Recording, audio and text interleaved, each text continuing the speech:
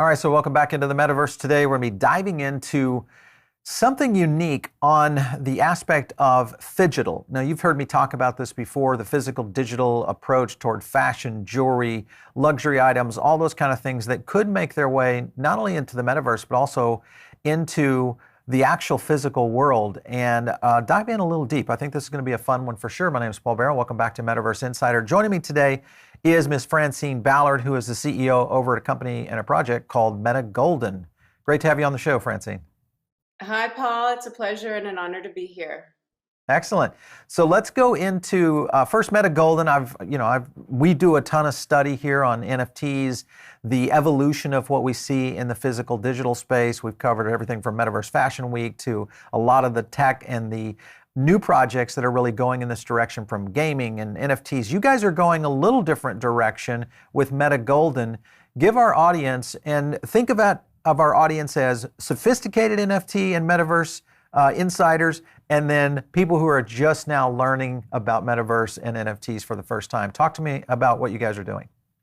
Yeah, for sure.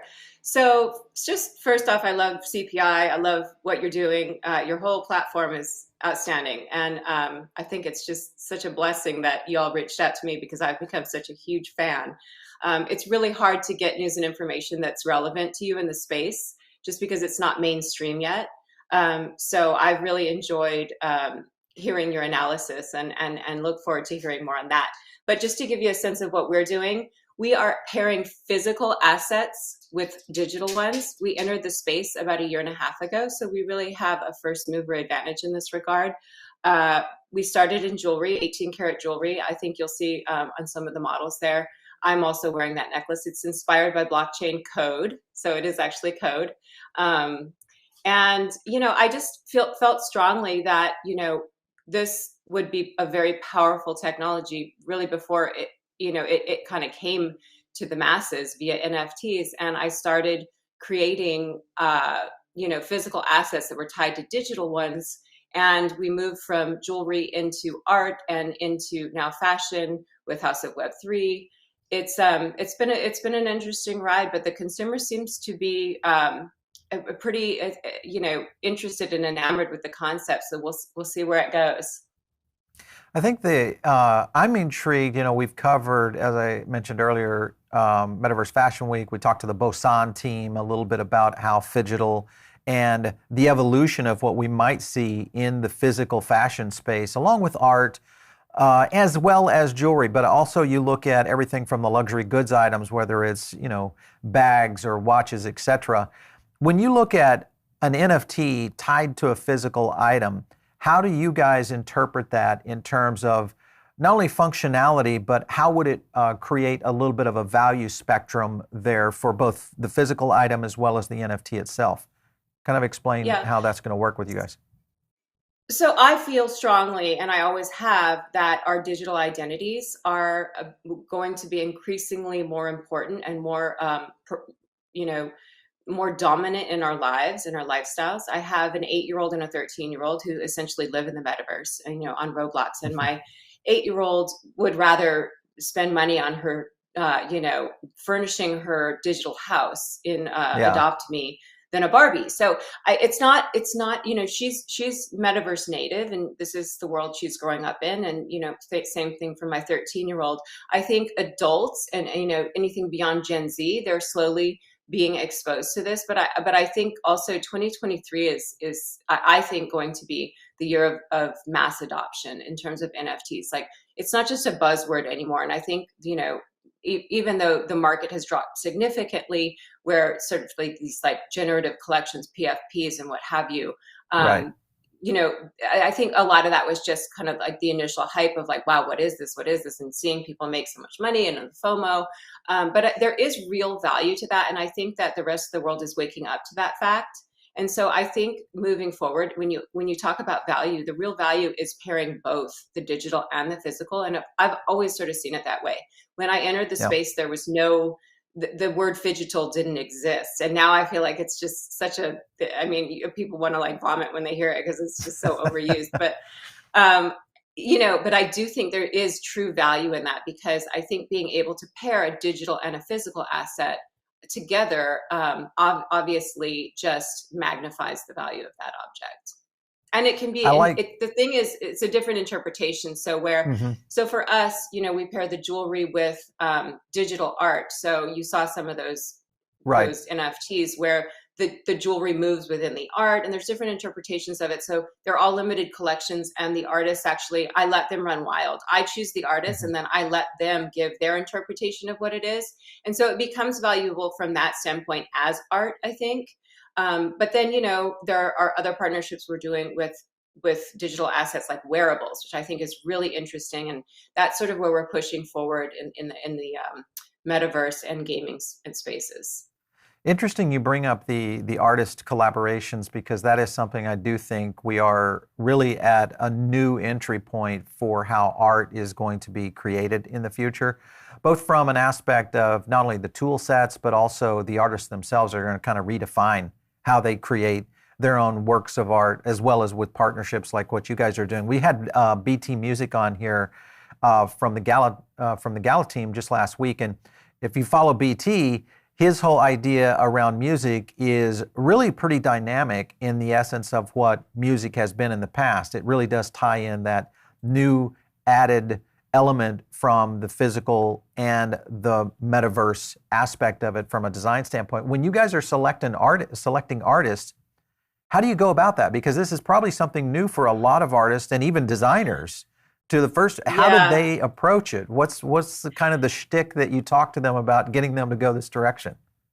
I don't have to convince anyone to work with us anymore, but it was different in the beginning, and I will say that so when I entered this space, just to back up, like I was like dying to buy an NFT when it was explained to me, and this is about 2 years ago, and I everywhere I looked, it was just kind of like robots and uh, like Right.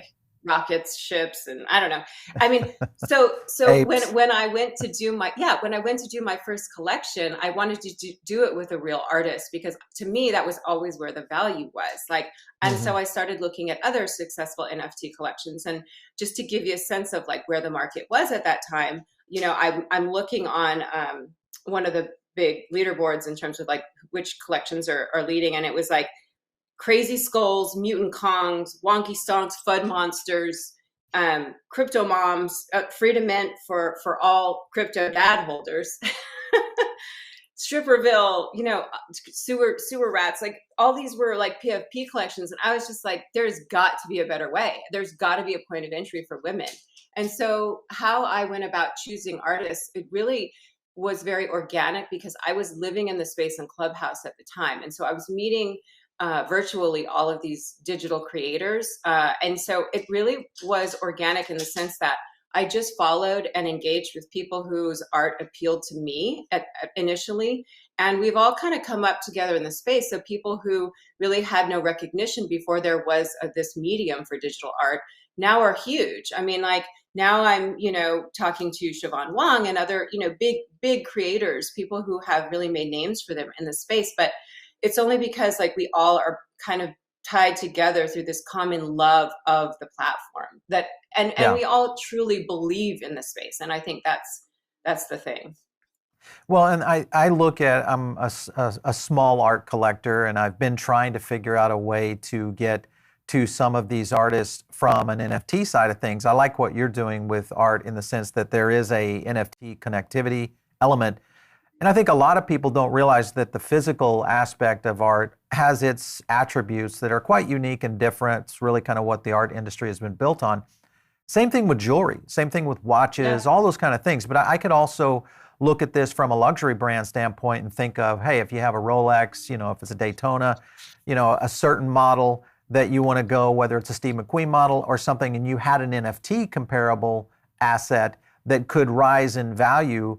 I'm kind of curious how the market will respond to this in the future. What are your thoughts in terms of value? I was just looking at like you were mentioning, just the list. This is the WGMI on NFTs. This goes with CryptoPunks, of course, right now leading the way, Bored Ape in there, Mutant. Most of these are not necessarily gone into full-fledged artists outside of Azuki or, and even Moonbirds to a certain extent. I would still say them to be more of a pop culture brand. of what Kevin Rose is doing over there.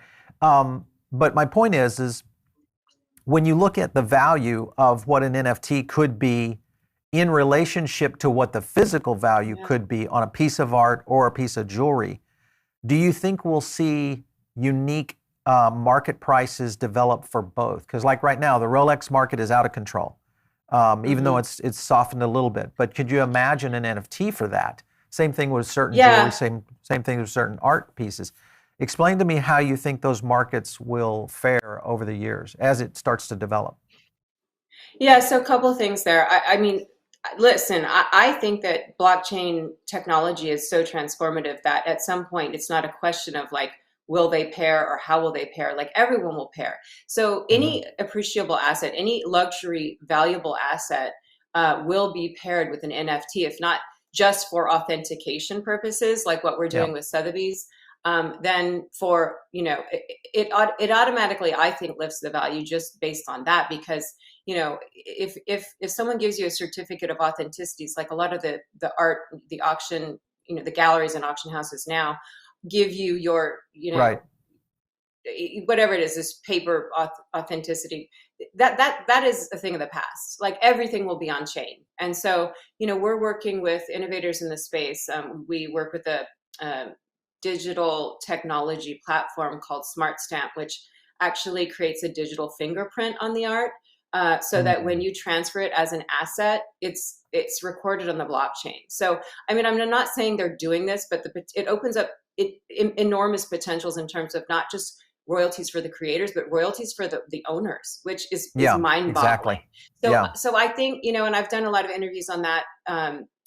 We were mentioned in something with Tiffany's recently on some jewelry thing, but I just think that this is coming. It's inevitable, and people need to understand it, learn, and prepare for it, and it's a thing. It's happening. I want to unpack a couple of things you mentioned there, because I think this is very important for new people, maybe just now getting into NFTs and understanding how smart contracts work. One of the things that NFTs essentially do for creators is it ties a potential for a residual, think of it as a royalty, etc., back to the creator forever. Because if you buy a comic today, if it's a physical comic and you trade it, the originator of that comic doesn't really get anything. The open market will, value the trade value difference, and the collector is the one who benefits.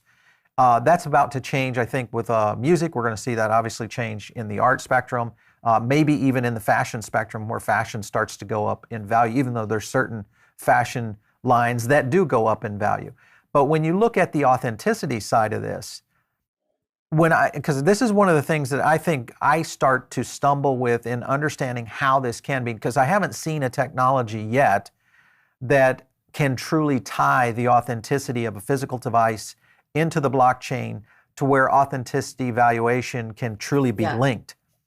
Are you guys seeing any kind of advancement there yet, or do you think there's an opportunity?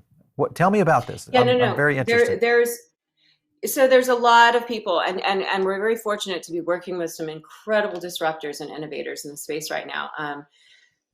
For the Sotheby's collaboration, which we did, which we can get into later, we partnered with Boson, and I know Justin Bannon, and I don't know, you should have him on the show because he's brilliant. But what they're doing is they're building an open commerce infrastructure built with smart contracts that with game theory encoded. So it's fairly complicated, but simple when you think about it. They've built in this escalation to independent dispute resolvers, so that you can actually transfer a physical asset with a digital one with perfect simplicity, and they handle all of that. And I think that's sort of where the industry's headed. And just to make this a little less complicated, because the words sound, crazy to some people. Think of it as, and he'll kill me for saying this because it oversimplifies, way oversimplifies what he's doing. But think of it as an eBay really based around blockchain. So the possibilities are really endless when you think of it that way. And what they're doing for us they're minting our the Phygital item, the lot that we have for sale with Sotheby's in an auction to starting tomorrow, which is the first of its kind. It's the first Phygital item ever sold at auction. So we've done, all sorts of different collaborations, and I think that auction houses have been very adventurous and definitely ready to kind of like explore NFTs. They've definitely, given their seal of approval. I think both houses even have VC funds backing sort of the technology around NFTs, and they definitely acknowledge NFTs and digital art as legitimate at this point. But this is interesting because Boson will provide an interesting use case of how that item can be resold in the secondary market. Because, there's a digital fingerprint associated with the physical item, and you can actually buy and sell the item many times. It can trade hands many times without the physical item ever leaving the original owner until someone wants to actually claim the asset. So then it's just a question of how quickly it appreciates it and how much, at what rate. So I don't know if that answers your question, but there are definitely are people who are innovating in the space. Right. I get where that's going. Obviously, this is going to be interesting to kind of see that really take place in the art world, the jewelry world, maybe in the collectibles world in a sense of what I think we're seeing already. And I think you're right. One thing that we're seeing around the NFT space right now is kind of multi-dimensional in the sense that in the first, it's kind of like the internet. I mean, in the first era of Web 1.0, we had pretty basic websites. There wasn't much to them. Same thing with NFTs. And eventually they became very, very utility based. And eventually they became e-commerce, which was, income generating, massive, unbelievable utility of what we've seen. And I think that's what we're going to see with the NFT space inside, and also how this is going to connect to the metaverse. All right, so you've talked a little bit about Sotheby's and the connection there. Let's talk about the blockchain. Obviously, you guys are working with Ethereum. There's also Solana out there. You could go on a million different ways here in terms of a solution, especially around metaverse and connectivity to NFTs. Why go the Ethereum route? Sorry, we are on Polygon. We were on Ethereum until we redid our website. It's Web3 compatible, and our entire NFT ecosystem is on Polygon. We use Matic. Polygon, so on the layer 2. Okay. I think Polygon's where it's at right now. I mean, Meta is building with Polygon. Boson, I know, is on Polygon.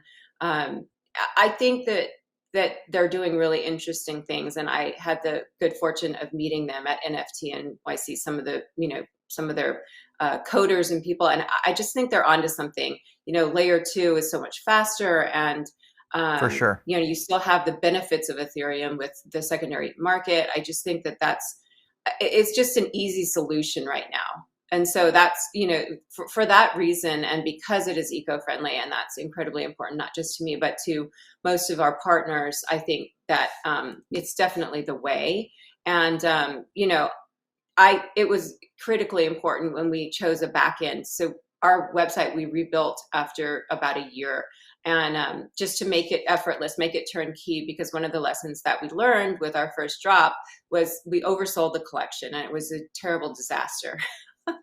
But because there are so many pitfalls with crypto, we were there early, and it was just moving so fast that we didn't realize the demand for the product, and it sold out within 2 hours. And then we were on a platform called Stripe, where we were actually selling both products simultaneously. So we were selling the contract on the NFT side on OpenSea, but then we were simultaneously selling in the real world, and I was trying to onboard people as fast as possible. We thought it would be like a 2-week process, and it was literally, I think we sold like 500 NFTs in 5 minutes or something crazy like that. So you mentioned the platform there. I just want to make sure I heard that right. Did you say Strike or Stripe? Well, so that was our credit card payment processing platform. Stripe. Okay. Yes.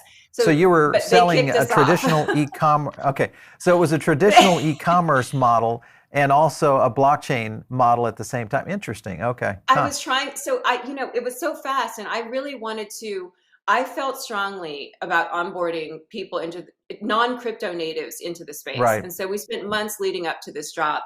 And lo and behold, the night before I was like, are we going to sell any?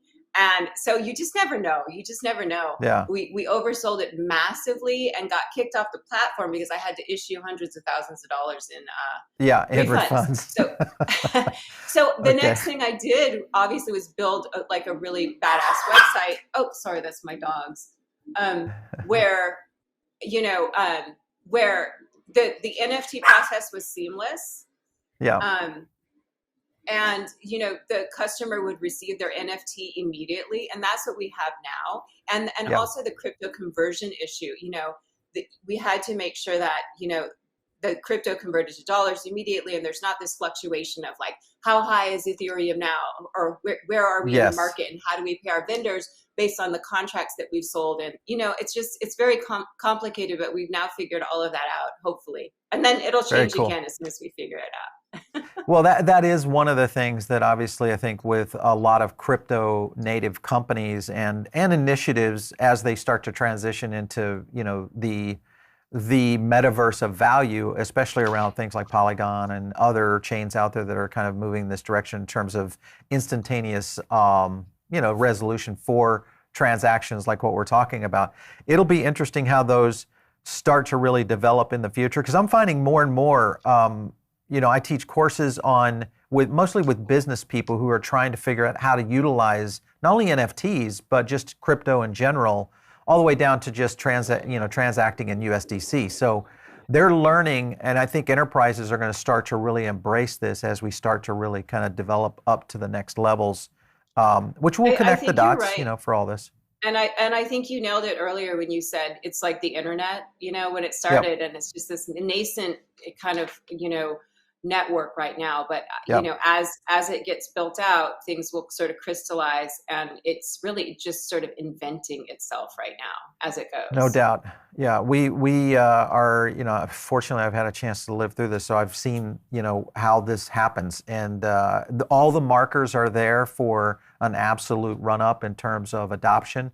And I think especially with the demographics, if you think about just the demos that we're dealing with Gen Z, young millennials, and even to a certain extent, the older millennial audience that is really ramping up in terms of investments, looking at crypto in general, which gets them crypto curious and then brings them into, kind of a metaverse mind of understanding, oh, this is how this connects. And that's It's when a the light magical bulbs moment when come someone on. Yeah, understands. It really is, yeah, isn't it? It's like a rolling blackout, and all of a sudden the lights come yeah. back on. Exactly, It's exactly. magical. Well, It's what I love you most. got to go down the rabbit hole. You have to. You have to go. Everybody has their own rabbit hole experience, and then they end up Yeah, watching this show. Hopefully, um, exactly. let's talk about metaverse a little bit in gaming. So Yeah. we talked to a ton of game developers, really insightful, teams that are building some pretty interesting projects out there. I'm always intrigued in terms of value of NFTs inside games. For the most part, games are developing their own NFT ecosystem. Maybe they're doing some cross-chain functionality. Of course, there are brand placements coming on. We're seeing that with Sandbox and others. How do you guys see MetaGolden plugging into a metaverse and gaming ecosystem from a value proposition standpoint? Yeah, so that's huge for us. I mean, we have a very clear vision, a roadmap in that regard. We have partnered with Decentraland for the first, and I love I listened to the podcast where you talked about metaverse, and you called them like that. They were like gangster move with the Metaverse Fashion Week. I think it's true, and I think they're smart to go after women because like no one else is doing it. Those are some of our Right. wearables that we sell in Decentraland. Um, and yes, we have a very strong affinity and affiliation with them. We partner with them, they partner with us. So we participated in the very first Fashion Week. We most recently participated they had Metaverse Art Week with our Sotheby's collaboration. We did a big installation that was representative of the ring. I don't know if Yep. you have that footage, but it was really incredible. And moving forward, I'll be curating a lot of the fashion collections and deciding which established designers and also which emerging designers this year and how. So I'm pretty, I'm pretty in deep with Decentraland in terms of like Very our cool. partnership and where we're headed. And I'm really excited about that. They're actually building a space for us in, you know, that will incorporate our new community NFT, which is a DAO concept called House Right. of Web3 or HW3. So they'll be a big part of it. That'll be a hub for our DAO community. All right, so let's take a break and thank our sponsor, Gala Games. If you guys are looking at diving into the metaverse in a deep way and really understanding how the gaming ecosystem is working, make sure and check out Gala Games. They've got a ton of new games coming out, including Spider Tanks. We just covered Superior not long ago. Make sure to go to app.gala.games for more information. We'll leave a link below in the description. I want to get into HW3, but while we're on that point right there in terms of how art and these events are starting to roll out, are you guys doing anything or planning anything for Art Basel like in Miami? So I'm doing an activation with BFF, which is Blockchain Friends Forever, in October around HW3. And so we don't have, MetaGolden doesn't have a big event planned at Art Basel, but I was there last year. I'm always at Art Basel. I'm a huge art collector anyway. This piece I got at Art Basel several years ago. I'm huge. I love art. So my husband and I are always there. But last year was the first time you really saw a lot of participation from Web3 and blockchain companies. So I'll be there for sure. I'll probably speak on a few panels, but MetaGolden is not doing an activation there. Not right now, at least. Like the space moves fairly quickly, but right now we're just planning on supporting BFF in what they're doing and also, kind of jumping in where we can with, my crypto community at various events. Cool. So, okay, now let's jump into House of Web3. Explain to me what it is, what the initiative is. How are you guys going to plug this into your overall brand component? Yeah, so it's an easy kind of pivot, I guess. We have now a successful e-commerce, or I should say v-commerce platform. I think that's like a buzzword. And so we're just kind of leveraging that. And now we're starting to really, really focus on the community and building the community. I strongly believe that, this Web3 notion of, community involvement and participation is going to dictate the next iteration of what retail looks like. And so I'm sort of like, I'm really focused on that with HW3, and we've partnered with the first 100 members. It's a member DAO and a member NFT and membership NFT, and those members will be comprised of the 50 most powerful Web2 fashion players, which is sort of like my former life as a fashion editor. So bringing in people from fashion houses or editors or stylists, people who are very influential in the space currently. And then also the 50 most powerful Web3 players. So people from luxury digital fashion houses like Ouroboros and Republique.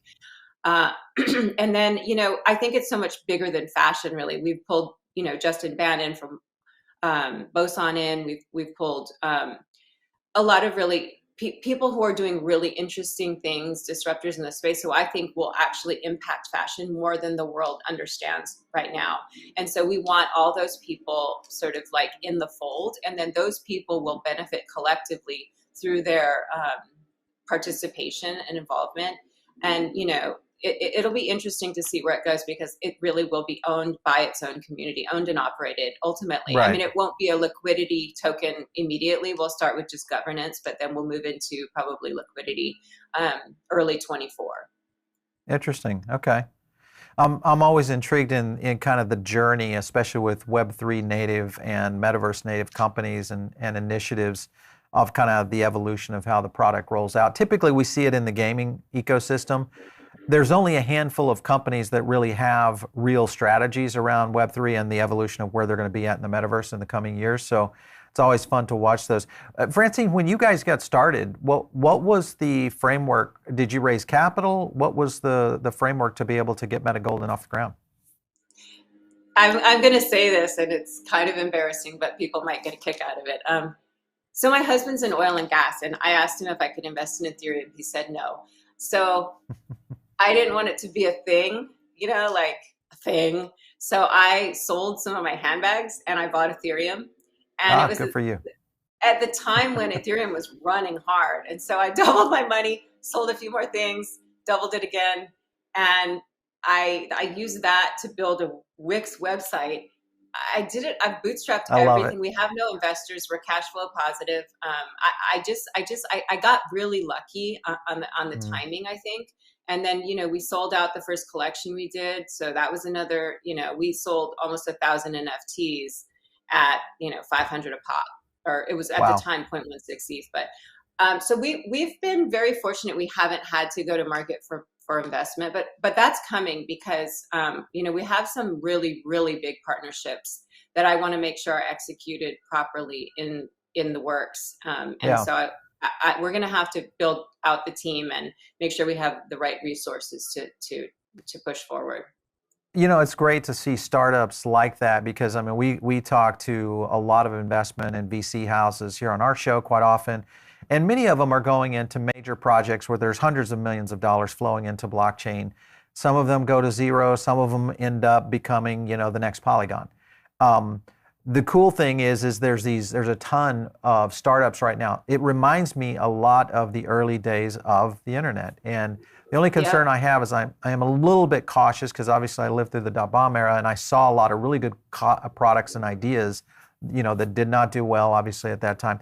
I feel like we're still going to have that. So it's going to be interesting to see not only companies, but also the innovators, because I think the innovators are probably even more so important in terms of really kind of bridging the gap, because there's such a narrative that you have to tell to bring people across the chasm, of really kind of getting them into the next layer. So, hey, listen, it's going to be fun to watch what you guys are doing. We're going to keep a close eye on Meta Golden and everything you guys are up to. Good luck on your launch at Sotheby's for sure. And thanks for coming in on the show today. You bet. Thanks, Paul. It's been great. Excellent.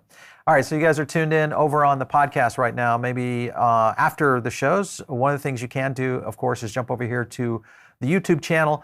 We have two podcasts on the audio side. Obviously, the one you're listening to right now, Metaverse Insider, but we also have a show called Tech Path Crypto.